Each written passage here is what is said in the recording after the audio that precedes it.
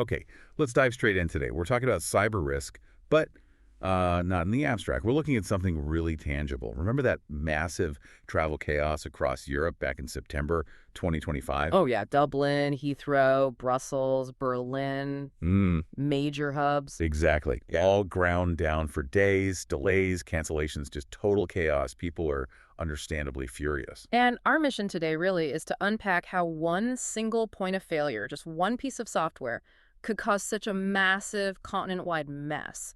And more importantly, what does that tell us about, how vulnerable organizations can be? Right, and this is where it gets really fascinating.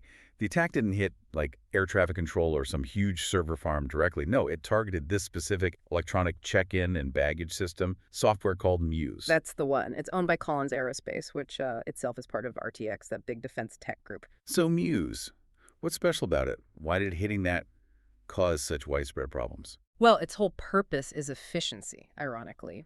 Muse lets different airlines share the same check-in desks, the same boarding gates across loads of different airports. It's designed for interoperability. Ah, so it's a shared resource. Exactly. It's essential shared infrastructure.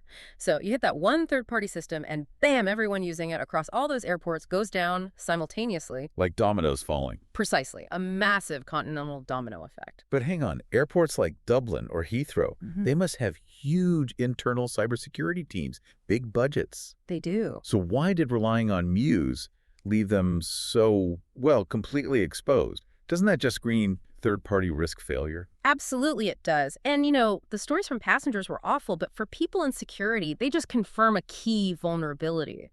Experts called it a very clever cyber attack for a reason. Why clever? Because it completely bypassed the airport's own security fences, their internal defenses. It didn't need to. It hit them through the operational supply chain that shared software. That was the guaranteed single point of failure. And the chaos on the ground was just immense, wasn't it?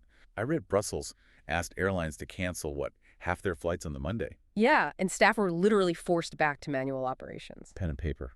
Seriously. Writing out bag tags by hand, boarding passes. You can imagine the queues. Multi-hour delays became the norm. It's hard to fathom. Yeah. But beyond the queues, the personal impact was just devastating for some. We heard about people missing crucial connections, obviously, but also really specific heartbreaking things like one passenger moving her whole life to Costa Rica couldn't fly with her dog because the electronic system needed for animal transport was down. Wow. And another family missed flying out for her mother-in-law's funeral. Yeah. These weren't just inconveniences, they were like major life disruptions. And that systemic impact, hitting life events like that, really underscores the strategic nature of this kind of attack. Officially, we don't know who did it, but... Well, given the high stakes, the immediate pressure it creates, it has the hallmarks of criminal extortion games. Ransomware groups looking for Bitcoin. It fits the profile. Shutting down critical infrastructure like air travel creates instant urgency. People need it fixed now. That often means a faster payout for the attackers.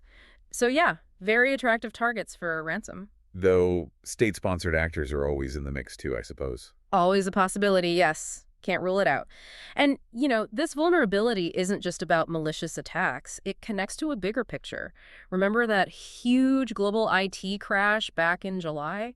Caused by a bad software update from CrowdStrike, the cybersecurity firm. Yeah, that hit airlines hard too, didn't it? It did. So whether the trigger is a malicious attack or just an accidental software fault, the lesson is kind of the same. The whole aviation system is, frankly, dangerously reliant on a relatively small number of these shared digital platforms. Okay, so let's bring this back home. For anyone listening, thinking about their own organization's cyber risk, if this massive airport chaos teaches us anything, it's perhaps that the biggest danger isn't always lurking inside your own network, behind your own firewall.